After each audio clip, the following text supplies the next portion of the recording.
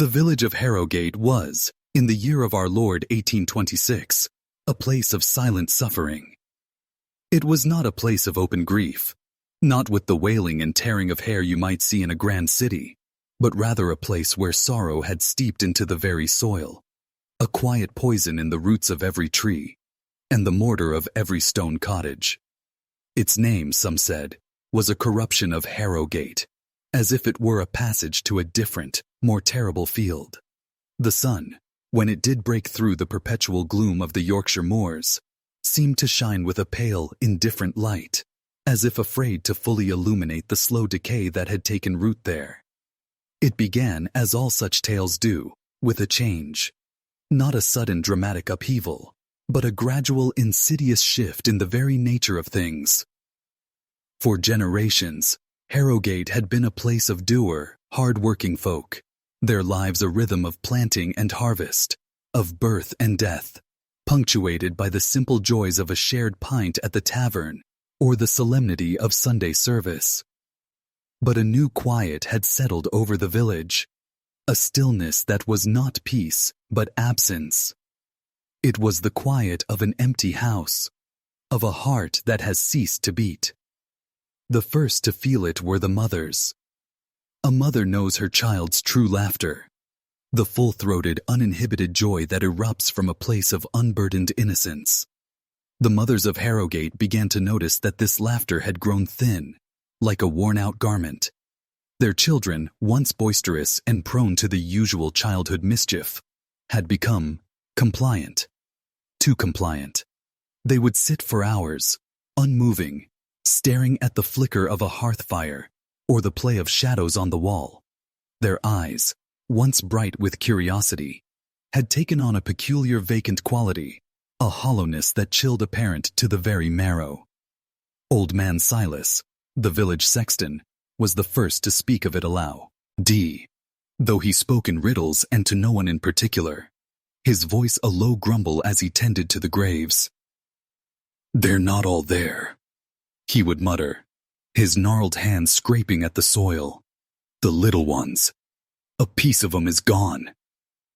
He spoke of a curse, an old legend from a time before the churches, when the land was ruled by different gods and darker things.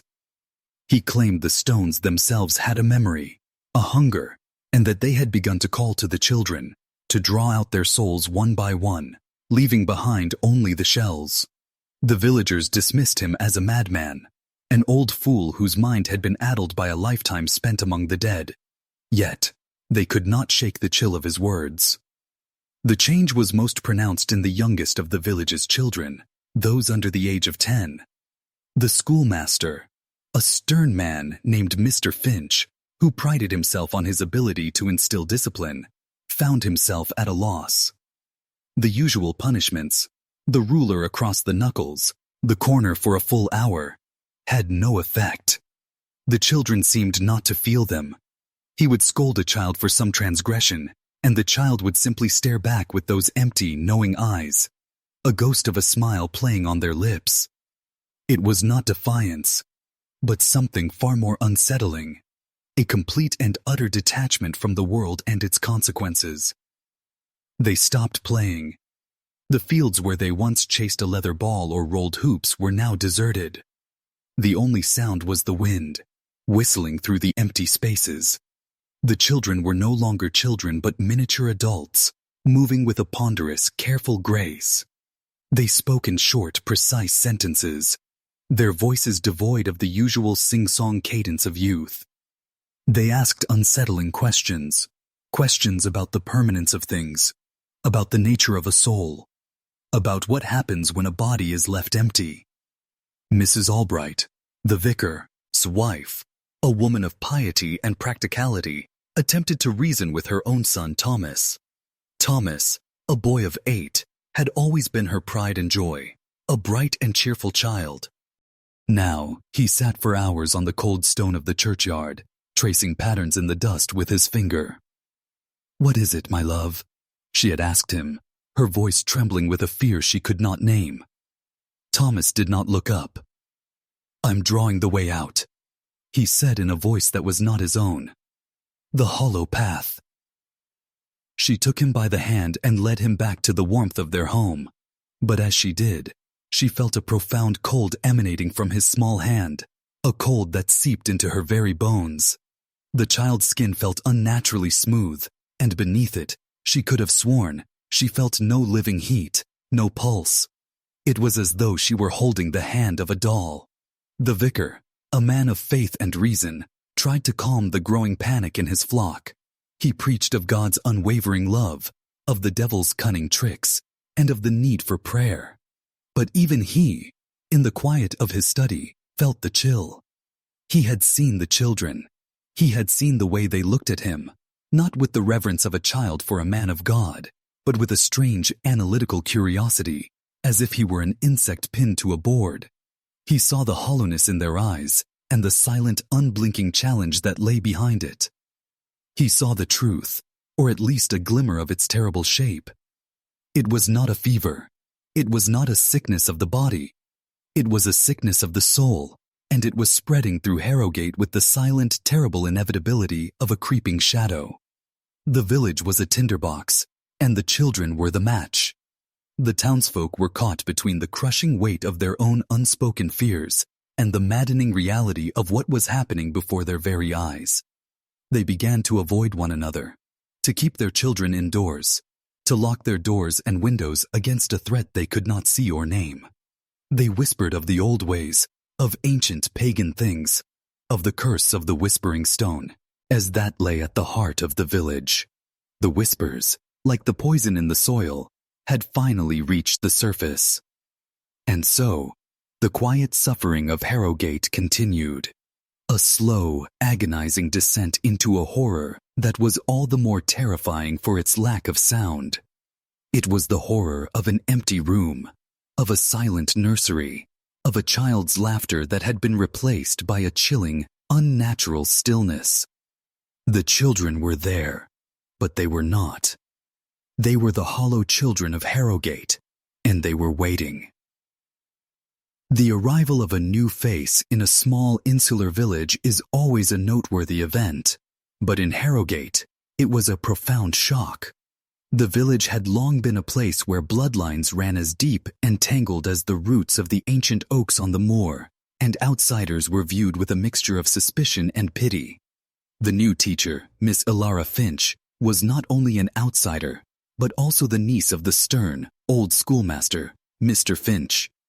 She arrived in the autumn of 1826, her baggage light, but her spirit seemingly bright and unburdened by the gloom that clung to the village like a shroud. She was a woman of the modern age, educated in a finishing school in London, her mind filled with progressive ideas about learning and childhood. She saw the world in vibrant colors and spoke of a future where knowledge was a key to a greater life. She was a stark, jarring contrast to the muted grays and browns of Harrowgate, and the villagers, who had long resigned themselves to a life of quiet endurance, did not know what to make of her. Mr. Finch, a man of rigid routine and unyielding authority, saw her arrival as a necessary evil. His health was failing, and the schoolhouse, a small stone building with thick walls and narrow windows, had become too much for him to manage alone. He had written to his brother in London, asking for assistance, and his brother, a man of surprising foresight, had sent his eldest daughter believing the country air would do her good. He did not know, of course, that the country air of Harrowgate held a certain kind of dust, a peculiar silence that had begun to settle on everything. From the moment she stepped off the carriage, Elara felt the weight of the village. It was not a physical pressure but a spiritual one, a profound and heavy silence that seemed to swallow all sound. The children she passed on the lane did not run and play. They stood still, their hands clasped behind their backs, their eyes following her with an unnerving, unblinking intensity. Their faces were strangely smooth, uncreased by the usual smiles or frowns of a child's fleeting emotions. She had a feeling, a sickening premonition, that she had walked into a picture that was both beautifully composed and terribly wrong. Her first day at the schoolhouse was a trial. The children sat at their wooden desks, their postures perfect, their hands folded neatly on the worn tabletops. They did not squirm or whisper. They did not glance out the window at the passing clouds. They did not even blink. Elara, accustomed to the joyful chaos of her London classroom, was taken aback. She attempted to engage them, to ask them about their families, their games, their favorite stories. Her questions were met with blank stares, and when a child did answer, their voice was a monotone, a flat and lifeless sound that seemed to echo in the cavernous silence of the room. "What do you like to do for fun?" she asked a small boy named William, a child with hair the color of corn silk and eyes the color of a winter sky. William looked at her for a long moment, a ghost of a smile playing on his lips. "We wait," he said, his voice a low, chilling whisper. Elara's blood ran cold. "Wait for what?" she asked, her voice barely a breath. The boy did not answer. He simply returned his gaze to the book on his desk, his eyes fixed on the page as if he were reciting a language only he understood. The weeks turned into a chilling routine. Elara would arrive at the schoolhouse each morning, her heart heavy with a dread she could not articulate. She tried to teach them, to fill their minds with the wonders of arithmetic and history, but it was like pouring water into a sieve. The knowledge simply passed through them, leaving no trace behind. They would recite their lessons with perfect robotic precision, but there was no understanding in their voices, no spark of comprehension in their eyes. She began to spend her evenings with her uncle, a man who had become a shadow of his former self. He would sit by the hearth, a heavy blanket draped over his shoulders, his hands trembling. He spoke of the children not as students, but as something else entirely. "They are not here," he would whisper, his voice raw with a terror he could no longer hide. "They are hollow. The light has gone out." Elara, a woman of science and reason, dismissed his words as the ravings of a man whose mind was succumbing to age. She believed there was a logical explanation. Perhaps it was a communal illness, a kind of fever that affected the mind. She read every book she could find on diseases of the brain, on psychological ailments, on the strange and sometimes terrifying afflictions that plague the human mind. But none of them seemed to fit the peculiar emptiness she saw in the children. One afternoon, she took a walk with her uncle through the village. It was a beautiful day, the sun a rare and brilliant disk in the pale autumn sky. Yet the beauty of the day did little to lift the heavy atmosphere. The streets were deserted. No children played hide-and-seek behind the stone cottages. No shouts of laughter echoed from the fields. The only sound was the incessant whispering wind. They came to the village square, a place dominated by a large ancient stone well. The well was surrounded by a circle of large moss-covered stones, their surfaces worn smooth by the passage of time. The stones, Elara noticed, seemed to hum with a low, almost imperceptible vibration. She reached out and touched one, and a profound cold, a cold that felt older than the earth itself, seeped into her fingertips. She recoiled, a shiver running down her spine. "The whispering stones," her uncle said, his voice a low rumble. "They remember." "Remember what?" Elara asked, her voice hushed. "The old ways," he replied.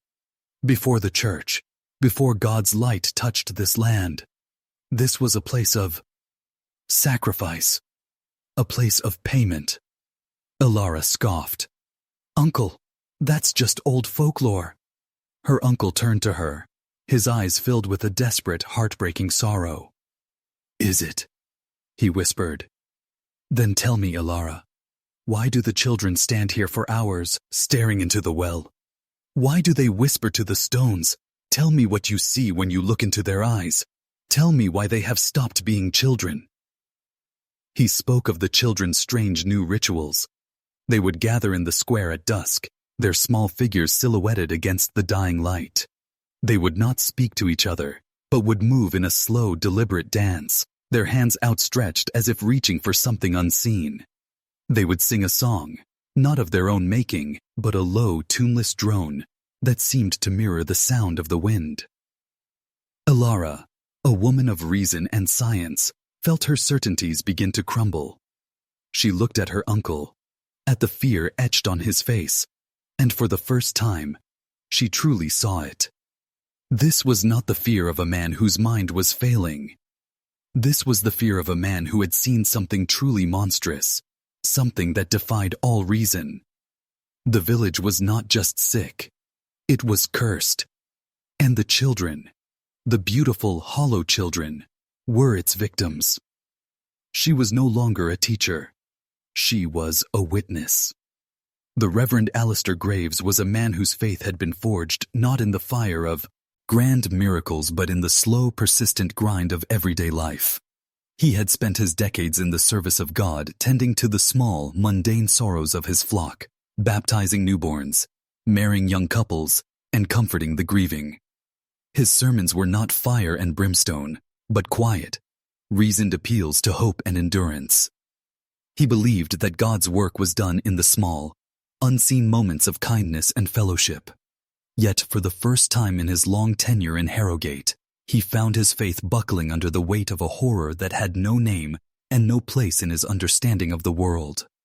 The children of his parish had become a source of profound personal torment. He had always seen them as miniature vessels of the divine, their laughter a form of praise, their innocence a reflection of God's perfect plan. Now, when he looked at them, he saw only a chilling emptiness. The hymns he taught them seemed to fall on deaf ears. The words would be recited, yes, but they held no power, no light. He would watch them, standing in the pews, their small bodies unnaturally still, their eyes fixed on some point beyond the stained glass windows, as if they were seeing a different, more terrible sermon than his own. The first crack in his faith appeared during a catechism class. He had been teaching a group of boys about the Holy Spirit, the divine breath that animates all living things. He asked a simple question of a boy named Thomas, the son of a baker, a child known for his quiet piety. "Thomas," the vicar asked, his voice gentle, "what is the soul?" Thomas, who had always answered such questions with a quiet sincerity, looked at him with those strange, vacant eyes. "It is a thing that can be taken," he said, his voice a flat whisper, "like a coin from a purse, and the purse stays the same, but it is empty." The vicar, a man of profound learning and unshakable belief, was seized by a cold, irrational panic.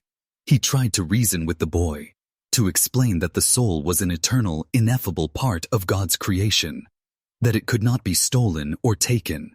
But Thomas simply stared at him, a ghost of a knowing smile on his lips.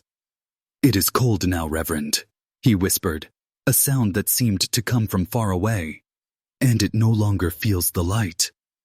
The vicar went home that night, his mind reeling. He read from the scriptures, from the Psalms and the Gospels, searching for a sign, for a passage that could explain this monstrous theft. He prayed with a desperate intensity, a prayer that was less a plea and more a demand for understanding. But his words seemed to dissipate in the air, swallowed by the suffocating silence of his home. His wife, Mrs. Albright, had become a shadow of her former self. Her son, Thomas, was no longer the cheerful boy she had raised. He ate his meals in silence, his movements slow and deliberate, his presence in their home a quiet, unfeeling weight. He spent hours in his room, not playing with his wooden soldiers or reading the books his mother had bought him, but simply sitting, staring at the wall.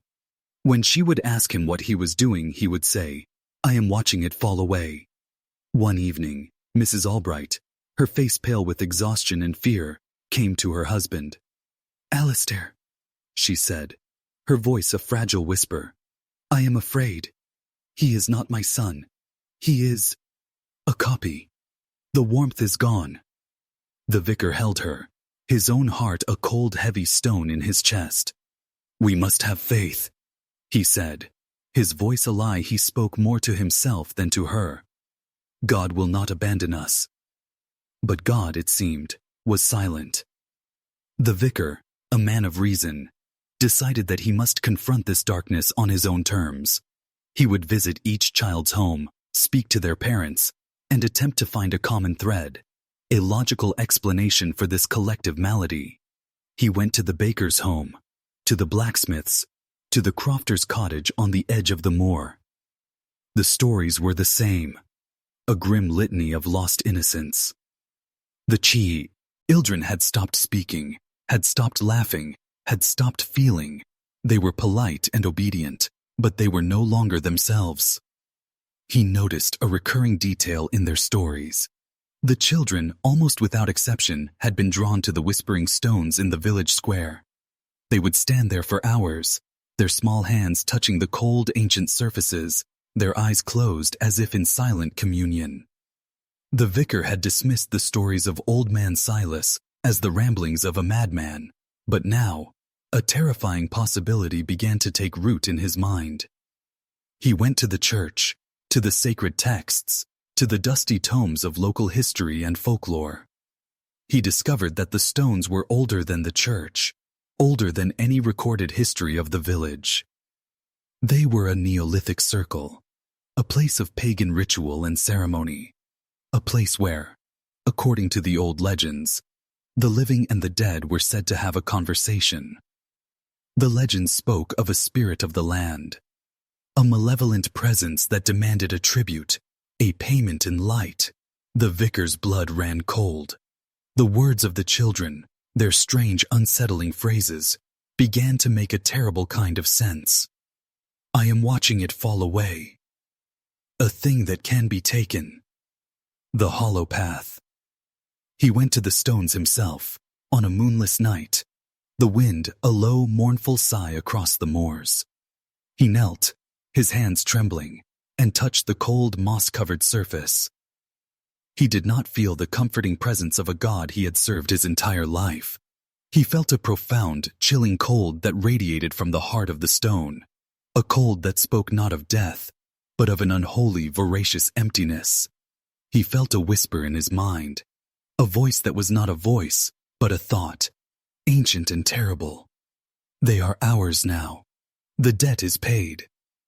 The vicar, a man whose life had been a testament to faith, stood and walked away from the stone, his mind broken. He returned to his church, to his empty, silent house, and he knelt before his altar. He prayed, not for understanding, but for an escape. He prayed for the strength to flee this place, to take his wife and his son and run as far as they could from the whispering stones and the hollow children. But as he prayed, his son Thomas entered the room, his small figure a perfect shadow in the candlelight. "Father," the boy said, his voice flat and calm, "you cannot outrun the debt. It is already inside you." The vicar looked at his son, at the face that was both familiar and alien, and for the first time in his life, he was utterly, irrevocably, without hope. He was a shepherd without a flock, a man of God in a place where God had abandoned him, and he knew, with a certainty that chilled him to the bone, that the curse of Harrowgate was not something that could be fought with prayer. It was something that had to be paid. The blacksmith, Thomas Croft, was a man who believed in the tangible world. His life was a testament to the power of fire and force, of iron yielding to the strength of his hammer. He was a man of few words, his hands, calloused and powerful, speaking a language of creation and repair that he understood far better than the delicate intricacies of human emotion. His daughter, Mary, was the light of his life, a small, vibrant girl with a wild mess of red hair and a laugh that could cut through the clang and roar of his forge. Mary was the last child to succumb. For weeks, as the other children of Harrowgate grew quiet and strange, Mary remained a beacon of defiant normalcy. She still ran and played, her laughter echoing in the fields as a desperate, joyful counterpoint to the growing silence. She still came to her father's forge, her small face alight with wonder as she watched him work, her questions a torrent he was ill-equipped to answer. Her presence was a small burning coal of hope in the heart of a village that was rapidly turning to ash. But even a blacksmith's forge, a place of heat and light, was not immune to the creeping cold of Harrowgate. The change in Mary was not sudden, but a slow, agonizing descent. It began with her laughter. It did not vanish at once, but grew thin, a fragile and fading echo of its former self. Then her questions, once so plentiful and curious, stopped altogether. She would come to the forge and stand in the shadows, her eyes fixed not on her father's work, but on something else, something unseen in the dancing light of the flames. Thomas Croft, a man who could mend a broken plow with a single stroke of his hammer, was utterly helpless. He tried to draw her out, to engage her in conversation. He told her stories of his youth, of the old legends of the village, of the great stones and the folk who had lived among them. But her eyes remained vacant, her expression a mask of perfect, unfeeling politeness. He would ask her what was wrong, and she would simply say, "Nothing, father. Everything is as it should be." The words were an unwritten epitaph for his daughter's soul. One evening, he came home from the forge to find his wife, Sarah, in a state of quiet despair. She was a gentle woman, and the loss of her daughter, for that is what it was, a loss of the living, had hollowed her out from the inside. She had been dressing Mary for bed and had noticed a small, strange detail. Mary had stopped wearing her hair in the wild, unruly braids her mother had always tied for her. Instead, it lay perfectly straight and flat against her scalp, as if the life had been smoothed out of it. "She doesn't feel the brush," Sarah whispered, her voice raw with grief. "I brush her hair, and she does not feel it. It is as if she is not there at all." Thomas, a man who dealt in the hard truths of metal and stone, could not comprehend this. He had seen the other children. He had heard the whispers of the villagers and the desperate sermons of the old vicar. But he had always believed that his Mary, his wild and fiery child, was immune. That the strength of his love, of their family, would be a shield against the peculiar sickness of Harrowgate. The next morning, he made a decision born of desperate love and a simple, unyielding faith in the tangible. He would take Mary to the stones. He would face this thing that had taken his daughter, and he would force it to release her. He did not believe in ancient curses, in pagan gods, or in souls that could be stolen. He believed in action. He believed that if he could break the spell, whatever it was, it would set his daughter free. He took Mary by the hand. Her grip was cold and slack, like a doll's hand, but he held on tight, as if his own warmth and strength could flow into her and reanimate the life within. They walked to the village square, a silent procession of two. The wind was a low wail, a sound that seemed to carry all the grief of the village within it. The stones stood in the center of the square, their surfaces slick with moisture, their ancient shapes a silent mockery of the life they had devoured. Thomas knelt and forced Mary's small hands onto the cold, hard surface of the largest stone. He placed his own hands over hers, his powerful grip a cage of flesh and bone. "Take me," he roared, his voice a guttural sound of pain and rage. "Take me, you cursed things! Leave my daughter be!" He felt a profound cold, a shock that radiated from the stone and into his very bones. The cold was not the cold of winter. It was a hungry cold, a cold that spoke of an ancient, insatiable emptiness. It was the absence of everything, of light, of heat, of life itself. He looked down at his daughter, whose face remained a placid, unreadable mask, her eyes fixed on some point beyond his own desperate gaze. Then she spoke. Her voice was not her own. It was a whisper, a sound like dry leaves scraping against stone. It seemed to come from all around him, from the air, from the ground, from the heart of the stone itself. "Father," the voice said, "the debt has been paid. The exchange is complete. The light has been returned to the earth." Thomas felt a searing pain in his hands, a pain that felt as if his skin were being flayed from the bone. He pulled his hands back from the stone, a scream of agony tearing from his throat. His wife, who had followed them, rushed forward, her hands shaking as she examined his. They were raw and red, as if he had held them in a fire.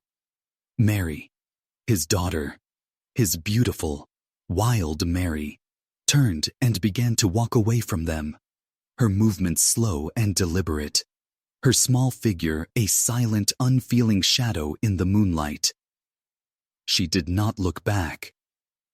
The blacksmith, a man whose hands had shaped iron and mended the broken world, stood in the square, his spirit broken. He looked down at his raw, bleeding hands, and he knew, with a certainty that chilled him to the core, that the curse of Harrowgate was not something that could be fought with force. It was not something that could be hammered into submission. It was an ancient, patient evil, and it had taken the last light of his family. Dr. Elias Thorne was a man of medicine and science, a scholar whose faith lay not in the whispered legends of the old world, but in the precise, irrefutable laws of the natural one. He had come to Harrowgate not for a cure for the body, but for a place of quiet solitude to write his treatise on the human circulatory system. He saw the world as a grand, intricate machine, and he believed that every ailment, every sickness, had a logical cause and a potential cure.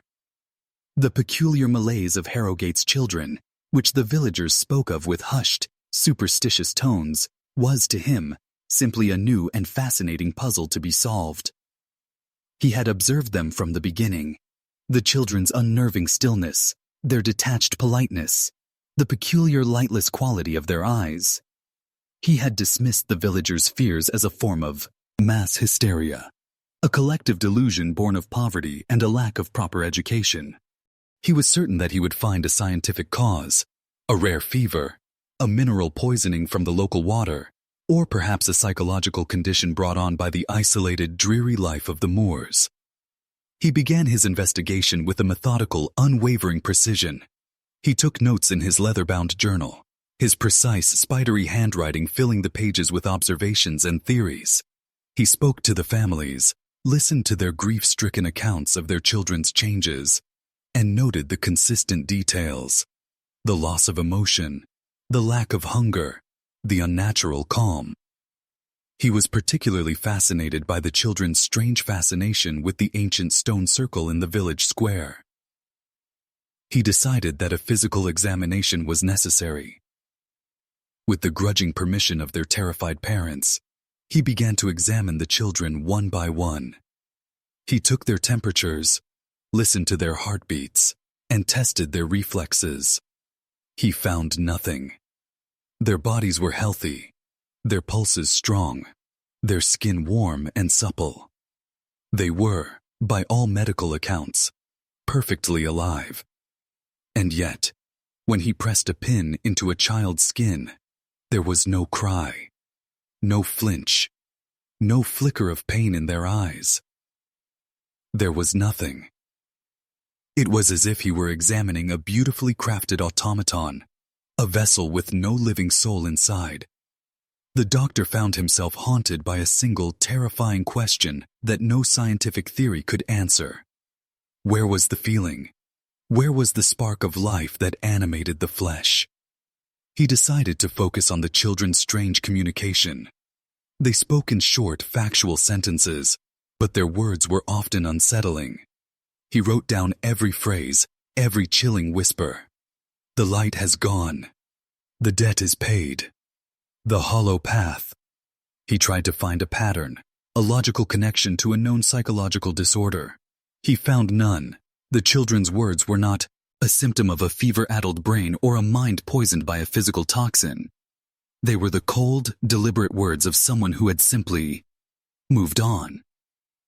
His investigation led him, inevitably, to the source of the village's superstition, the whispering stones. He was a man of reason, and he scoffed at the tales of ancient curses and pagan gods. But he had to admit that the children's obsession with them was a strange and undeniable fact. He went to the stones himself, his mind a fortress of logic and skepticism. He touched the surface of the largest one, a massive, unyielding block of granite. He did not feel a supernatural chill, as the vicar had. He simply felt the cold, hard surface of a rock. He took samples of the moss and the soil, believing he would find some kind of unusual mineral or chemical that was affecting the children. He found nothing. The earth was just earth. The stone was just stone. Yet as he knelt there, his scientific mind began to twist. He looked at the deep grooves on the stone's surface, worn smooth over millennia, and he found himself imagining. He imagined the rituals that had taken place here, the sacrifices, the ancient pagan faiths that had been buried beneath a Christian veneer. He imagined a presence, an entity that had been slumbering in the earth, awakened by some unknown force. It was a mad, irrational thought, but it took root in his mind like a tenacious weed. He returned to his study and pored over his notes. His once certain scientific language began to give way to something else, something closer to poetry or a religious text.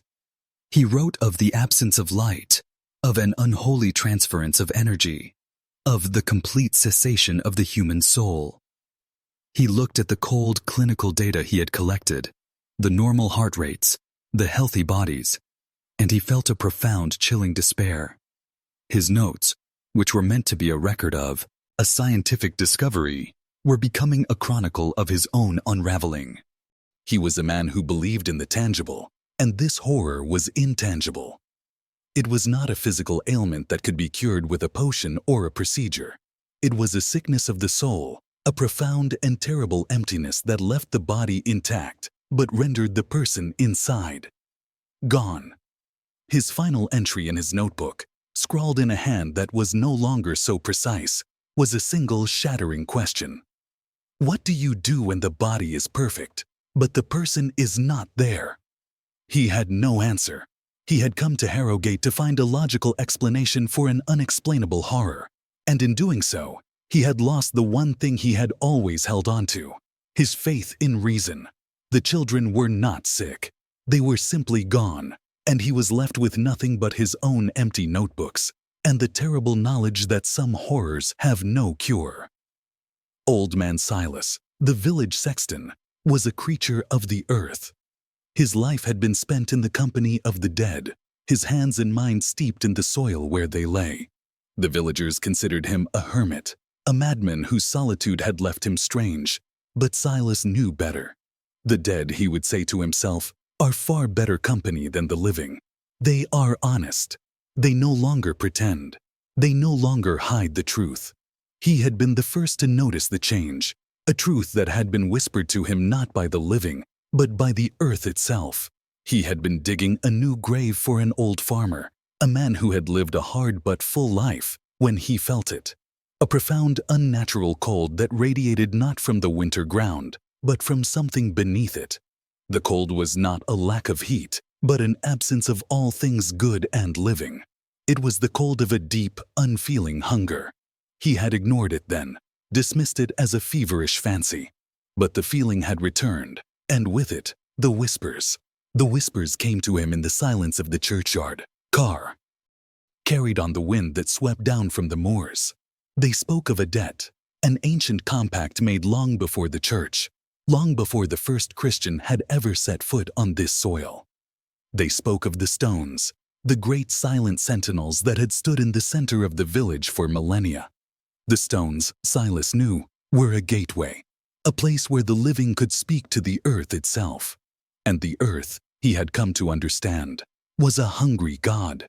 Silas, unlike the vicar or the doctor or the blacksmith, did not believe in a single benevolent God. He believed in the old ways, the pagan spirits of the land. He believed in the earth as a living, breathing entity, one that was beautiful and bountiful, but also terrible and unforgiving.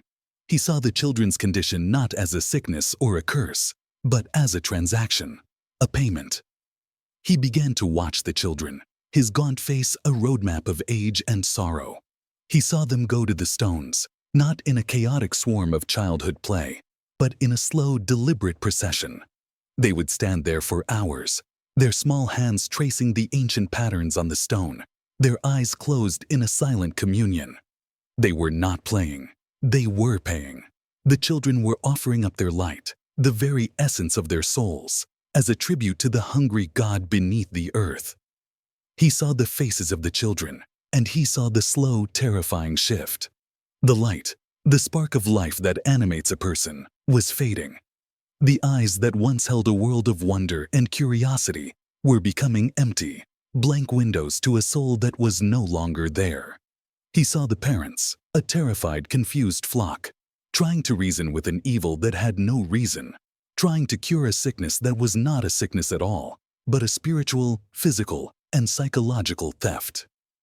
Silas knew the truth, and the knowledge was a lonely, terrible burden. He knew that the ancient God of the earth had not been worshipped for generations, and that it had become hungry. It had waited, silent and patient, for the day when the faith of the people had grown weak, when their children were no longer filled with the pure, unburdened innocence that the earth hungered for.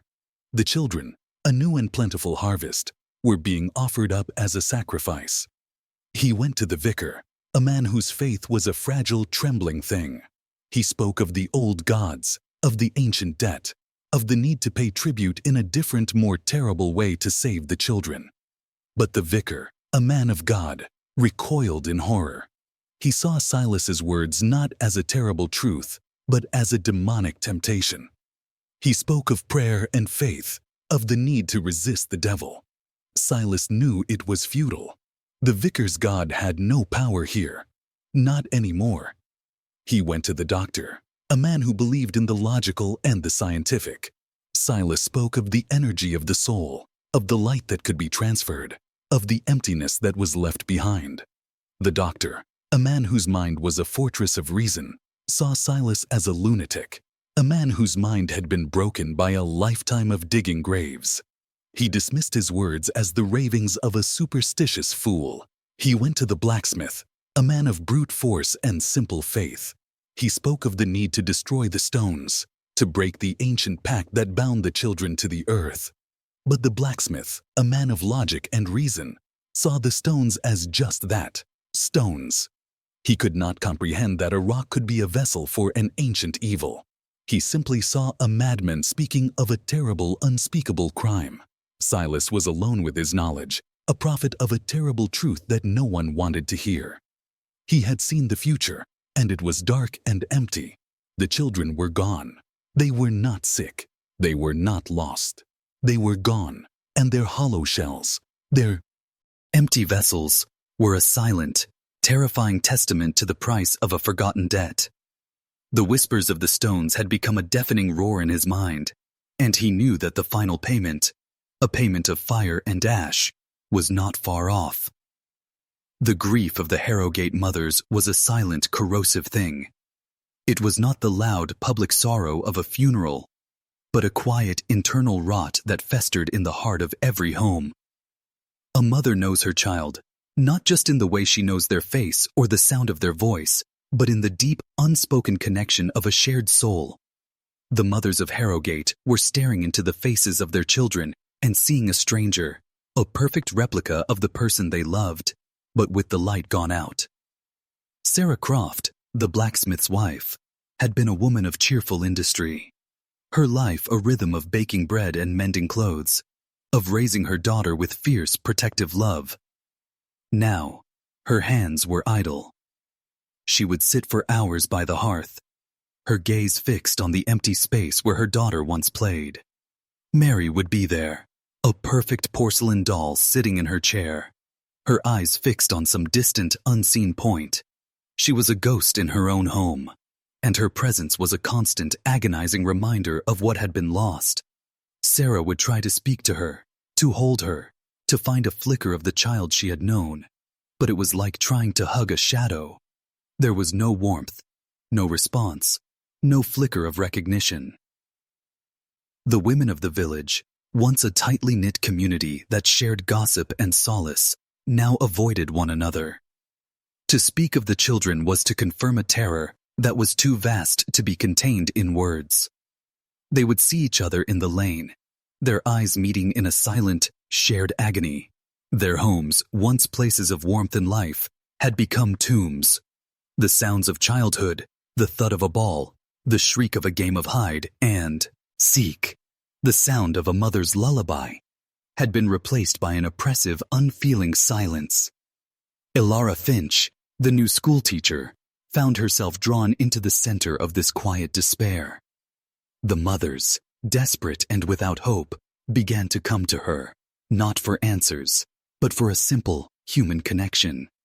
They would stand on her doorstep, their faces pale and drawn, and they would tell her their stories, each one a different variation on the same terrible theme. A mother's hands, reaching for a child and finding only a cold, unfeeling shell.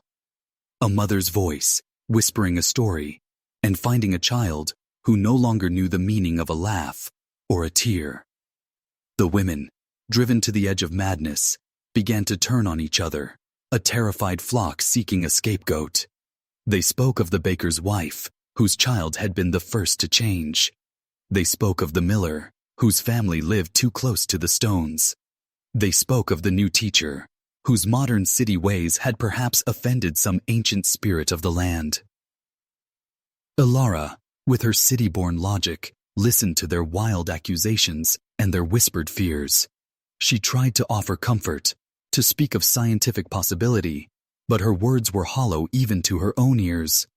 The mothers did not want logic. They wanted a solution. They wanted their children back.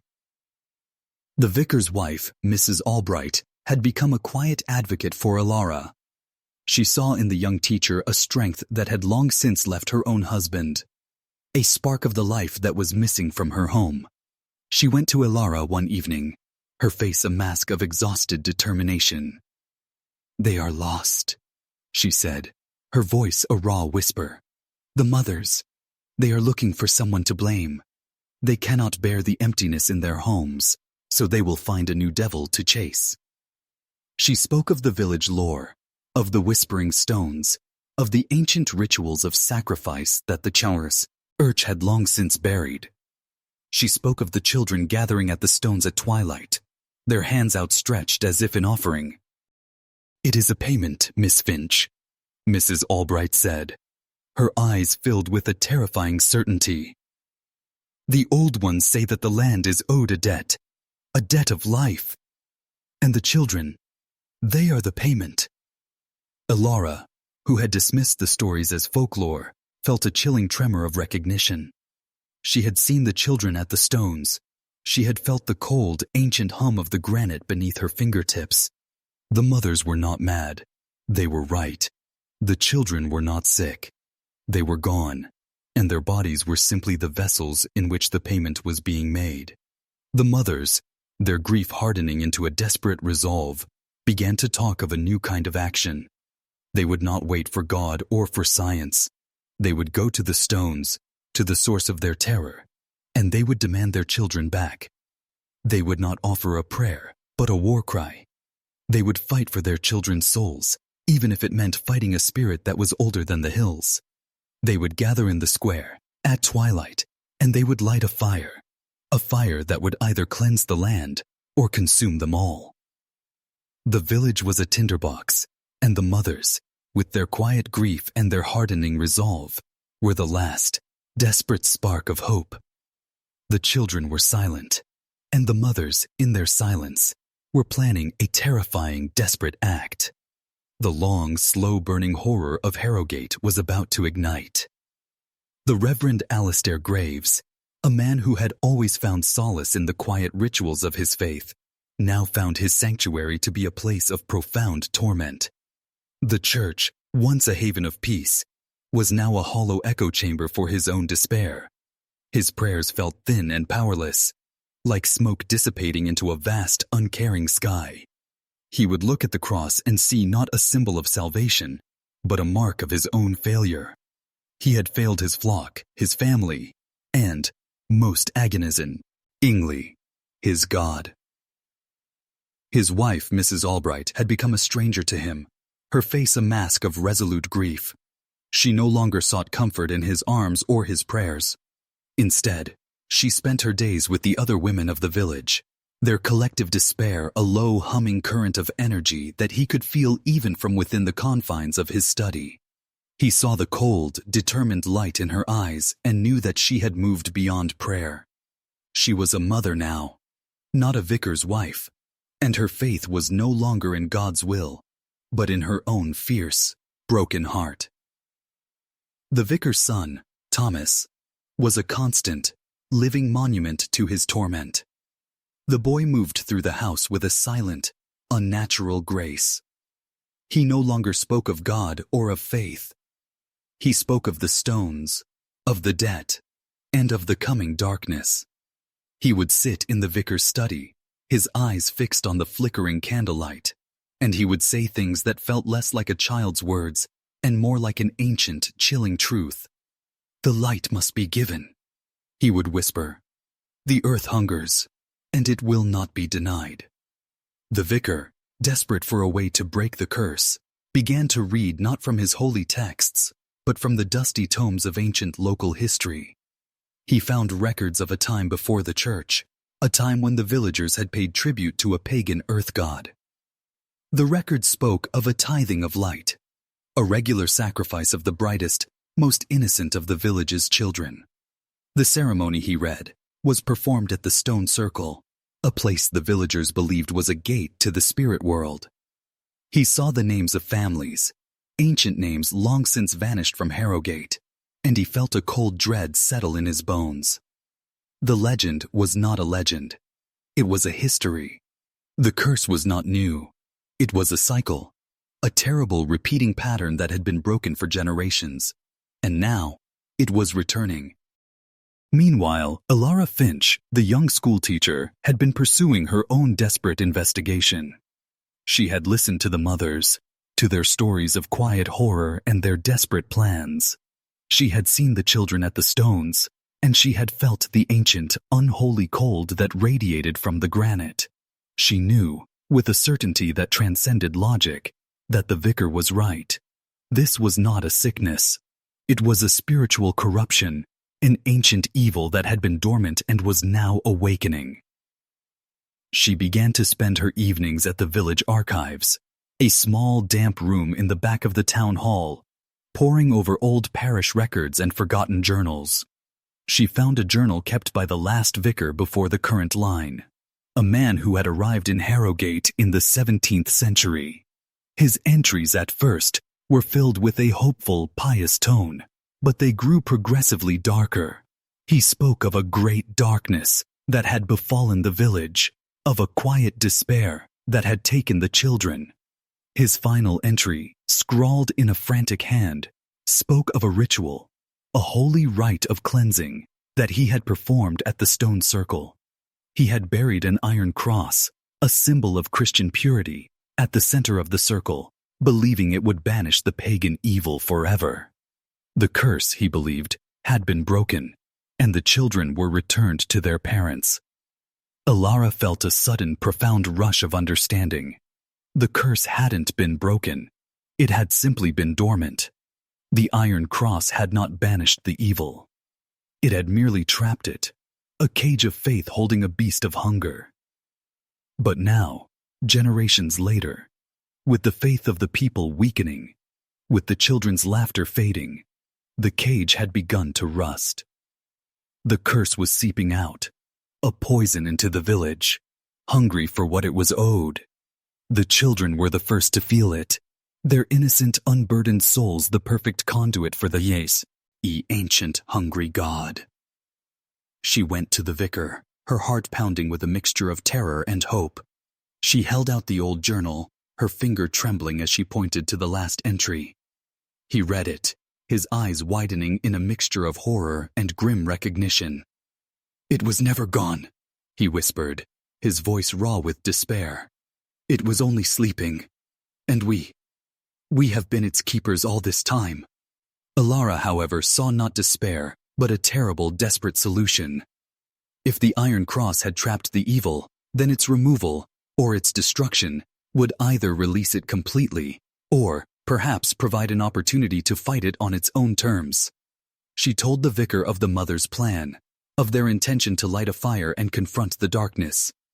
She spoke of the need to take action, to do something that was not prayer, not science, but a direct confrontation with the ancient evil.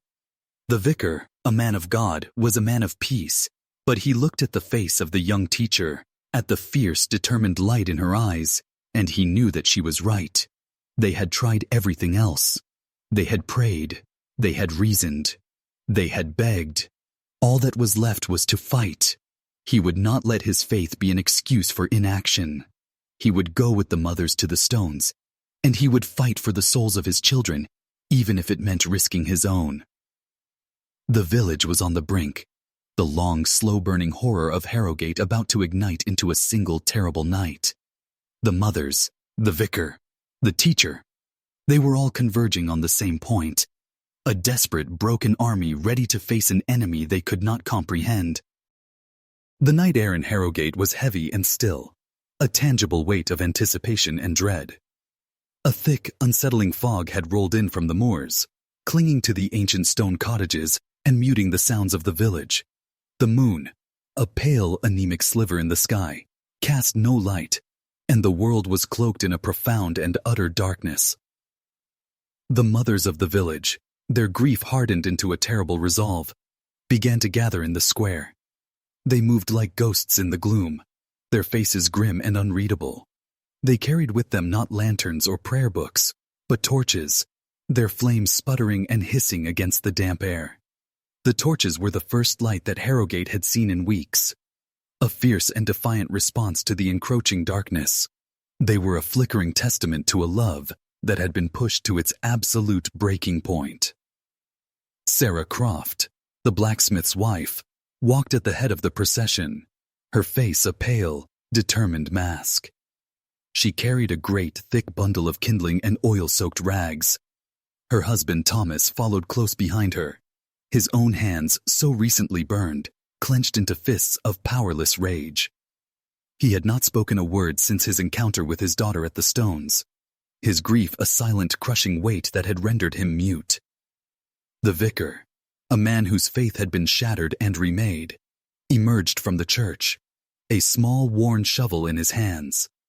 He was no longer a man of peace, but a soldier in a terrible spiritual war. He saw Elara Finch, the young schoolteacher, standing alone at the edge of the square, her face illuminated by the flickering torchlight, and he felt a profound and terrible sense of companionship. She was his only ally, a beacon of reason and courage in a world that had gone mad. The children were there too, a silent, unmoving audience. They stood at the edges of the square, their figures a part of the oppressive gloom. They did not speak or move, their eyes, empty and unblinking, fixed on the growing fire. They were not frightened. They were not curious. They were simply watching, as if they were waiting for the final act of a play that had been running for centuries. The mothers began to light the pyre. The kindling caught, the flames leaping up with a roar of hungry life. The heat pushed back the cold of the moor, and for a moment, the square was a place of light and warmth. The mothers stood around the fire, their faces etched with a desperate, terrible hope. They spoke not of what they had lost, but of what they were going to do. They would not beg. They would not pray. They would fight. The vicar walked to the center of the stone circle, his small shovel in his hand. The ground was hard and unyielding. The ancient whispering stones seemed to hum with a low, malevolent energy, a vibration that pulsed through the soles of his feet and into his very soul. He began to dig, the small shovel making a hollow scraping sound against the packed earth. The other villagers, those too afraid to join the mothers in their act of defiance, watched from the windows of their homes, their faces pale in the flickering firelight. He dug for what felt like an eternity, the sweat beading on his brow despite the chill of the night. He hit something hard, a sound that rang out like a bell in the silence. He scraped away the dirt and revealed it. A great, heavy cross of iron, its surface pitted and rusted with age. He saw the inscription, a faded blessing to God, and he felt a rush of both terror and understanding. The curse had never been broken. It had simply been locked away, a beast in a cage of faith. And now, the cage was failing. A low collective groan rose from the children. Their hollow eyes began to glow with a faint, unearthly light, a soft luminescence that made them look less like children and more like a constellation of silent, watchful stars. Their hands, once folded neatly behind their backs, began to rise, their small fingers splayed outward, as if reaching for something unseen. A new whisper, a sound that was not the wind, but a low, sibilant chant, began to fill the air. It was a sound that came from the earth, from the stones, from the very air they breathed. It was the sound of a hungry god, a god that had been woken from a long slumber, demanding its final due. The mothers, their faces lit by the fire, stood their ground. They did not waver. They were women whose faith had been destroyed and remade, and they knew that the time for prayer was over. They had their fire, and they had their determination. They were a broken people, but they were ready to fight. The vicar standing at the center of the stone circle, a shovel in one hand and the rusted iron cross in the other, looked at the children, at their glowing eyes and their outstretched hands, and he knew that the battle was about to begin. The final payment for the ancient debt was about to be made, and the town of Harrowgate would either be saved or consumed by the darkness it had tried so hard to bury. The sound began as a whisper, a low, sibilant chant that rose from the ground and seemed to emanate from the very stones themselves. It was not a language but a resonance, a vibration that hummed with a terrible ancient hunger. The children, their eyes now glowing with a soft ethereal light, began to move. They did not walk, but glided. Their small bodies a silent procession converging on the stone circle. The mothers, their faces a mixture of terror and fierce determination, held their ground. They had brought the fire to Harrowgate, and they were not about to let the darkness swallow it. The vicar, standing at the center of the circle, a rusted iron cross in his hand, felt the weight of history and faith pressing down on him. The children's chanting grew louder, a chorus of empty voices, and the glow from their eyes brightened, casting long, wavering shadows on the ground. He looked at his son, Thomas, standing at the edge of the circle, his face a perfect porcelain mask of serene indifference. The boy's eyes, once so full of a child's light, were now twin points of a cold, unholy luminescence. "Alistair!" Elara Finch screamed, her voice a fragile thread against the rising chant. "The cross! It's a cage! We have to break it!" The vicar understood. The curse was not something to be fought with prayer or exorcism. It was a transaction, a debt to an ancient pagan god. And the only way to save the children was to break the cage and confront the god on its own terms. He raised the heavy iron cross above his head, its rusted weight a terrible burden in his hands. But before he could act, the children moved. They began to encircle the mothers, their gliding movements unnervingly precise. They did not attack. They simply moved, their small, empty hands reaching out as if to touch, as if to absorb the living warmth that radiated from the women. The mothers recoiled, their fire-lit faces contorted in a silent scream of fear and sorrow. Suddenly, a voice, a sound like a roar of a wounded beast, tore through the chanting. It was Thomas Croft, the blacksmith, a man of brute force and simple faith. His silence was broken. His grief had hardened into a furious, guttural rage. He ran to his wife, Sarah, and pulled her behind him, his powerful body a shield. He held a hammer, a tool of creation now turned into an instrument of war. "Leave them be!" he roared, his voice a torrent of fury and grief. He turned on the children, but they did not flinch. They simply stared at him with their glowing eyes, their silent chant growing louder. The blacksmith swung his hammer, a wild, desperate blow, but it passed through the air, hitting nothing. The children were not there. They were illusions, an empty reflection of the life that had been stolen from them. In the center of the circle, the vicar raised the cross and brought it down with a desperate two-handed swing. The rusted iron shrieked as it hit the stone, a terrible, grating sound that seemed to tear the fabric of the night. The cross cracked in two, a jagged, broken piece of metal. At that moment, the chanting of the children stopped. The glow in their eyes went out, leaving them in a state of utter, unholy darkness.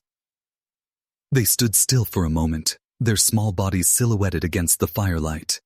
And then, in a collective silent motion, they turned and began to walk. They did not run. They did not speak.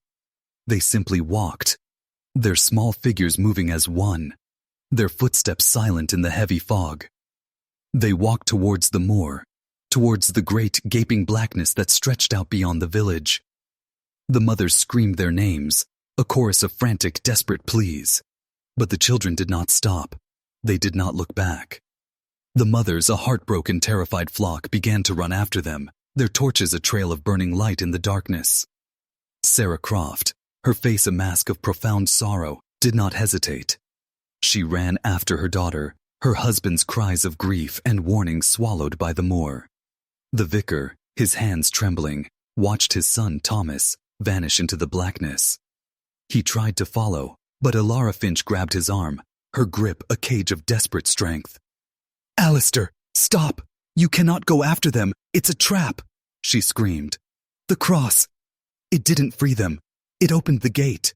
The vicar looked at her, his eyes filled with a shattering, bone-deep despair. He understood.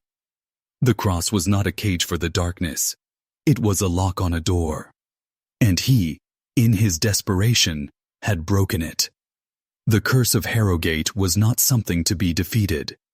It was a terrible, ancient truth, and its payment was final. The children were not coming back. They were gone, taken by the darkness that now lay waiting on the moor. In the distance, the mother's frantic cries faded, swallowed by the silence and the fog. The fire in the square sputtered and died, and the town of Harrowgate was plunged back into a profound and utter darkness. The horror was not over. It had just begun. The village was now a tomb, a place of ghosts, a monument to a debt that had been paid in full. The children were gone, and the darkness, having feasted on their light, was now free to take what was left.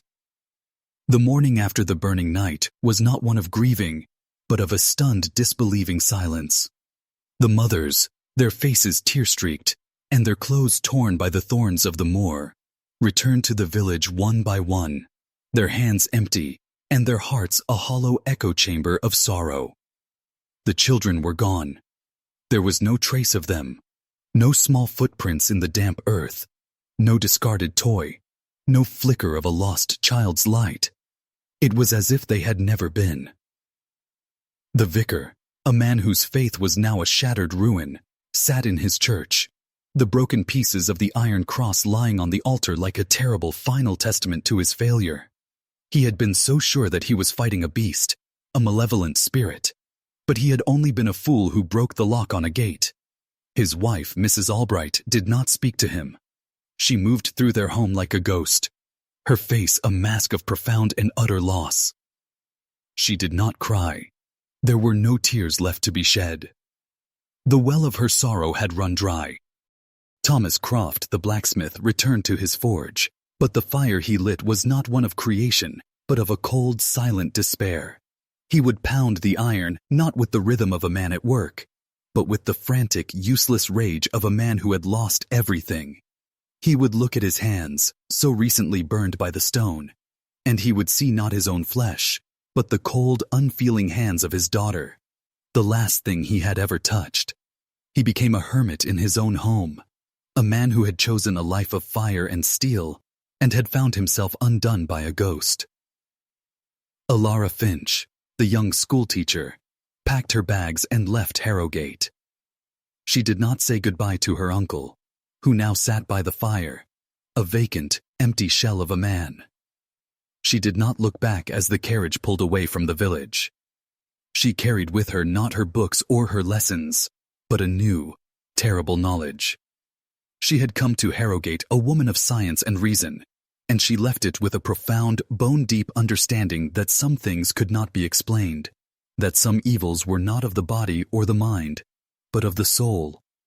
She was a witness to a horror that had no name, and it would haunt her until the day she died.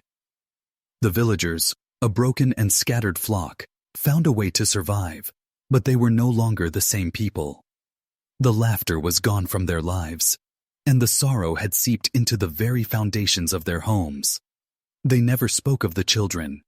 It was a secret grief, a collective wound that was too deep to be healed. The village of Harrowgate was now a tomb, a monument to a sacrifice that had been made to a god that was older than memory. The whispering stones remained in the village square, their surfaces now smooth and clean, as if they had been washed by a torrent of rain. The villagers would walk past them with a silent, profound dread. But the children, the new children that were born in the years that followed, would not go near them. They were told of the bad stones, a cautionary tale passed down from one generation to the next, a whispered legend that was a ghost of a truth. The legend of Harrowgate, of the Hollow Children and the Burning Night, became a chilling ghost story, a tale told around hearth fires on a cold winter's night. The old-timers would tell of a time when the village was filled with laughter and song, a time that had ended with a sudden, terrible silence. They would speak of the children who were not sick, but stolen, and they would speak of a debt that was paid to the earth. And so, the curse of Harrowgate became a part of the land itself. The quiet, unsettling cold that had first settled on the village never truly left. It lingered in the air, in the soil, and in the hearts of the people who lived there. It was a memory of a time when the world was filled with the light of children, a light that had been extinguished in a single, terrible night. The village was now a place of empty homes and silent streets, a quiet, haunted corner of the world where the debt had been paid in full, and the darkness, having taken its share, was now free to wait for the next generation, for the next tithing of light. And the villagers of Harrowgate, in their silence, knew, with a certainty that chilled them to the bone, that the curse was not gone. It was only sleeping, and it would one day, in a time far from their own, awaken to a new hunger,